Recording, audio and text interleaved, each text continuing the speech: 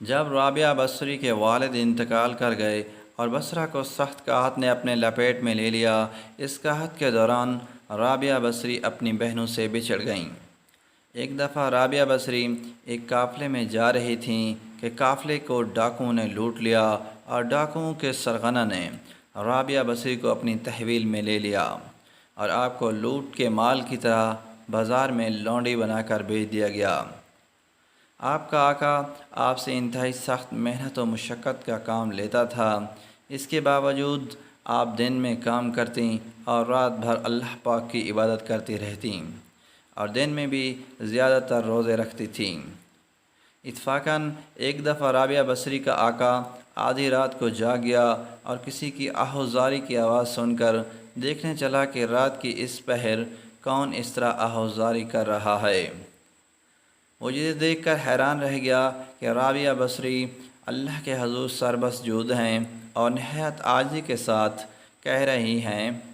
اے اللہ، تو میری مجبوریوں سے خوب واقف ہے،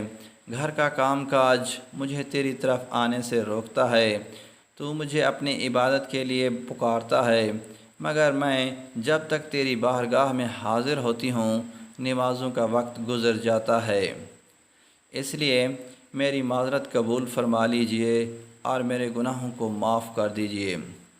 اپنی کنیز کا یہ کلام اور عبادت کا یہ منظر دیکھ کر رابعہ بصری کا مالک خوف خدا سے لرز گیا اور یہ فیصلہ کیا کہ بجائے اس کے کہ ایسی اللہ والی کنیز سے خدمت کرائی جائے، بہتر یہ ہوگا اس کی خدمت کی جائے۔ صبح ہوتے ہی وہ آپ کی خدمت میں حاضر ہوا اور اپنے فیصلے سے آپ کو آگاہ کیا اور کہا کہ آج سے آپ میری طرف سے آزاد ہیں، اگر آپ اس گھر میں قیام کریں تو میری خوش نصیبی ہوگی،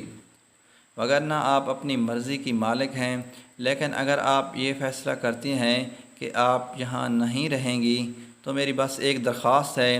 کہ میری طرف سے کی جانے والی تمام زیادتیوں کو اس ذات کے صدقے معاف کر دیں جس کی آپ راتوں کو جاگ جاگ کر عبادت کرتی ہیں۔ دوستو، اس طرح کی مزید ویڈیوز کے لیے میرے چینل کو سبسکرائب کریں۔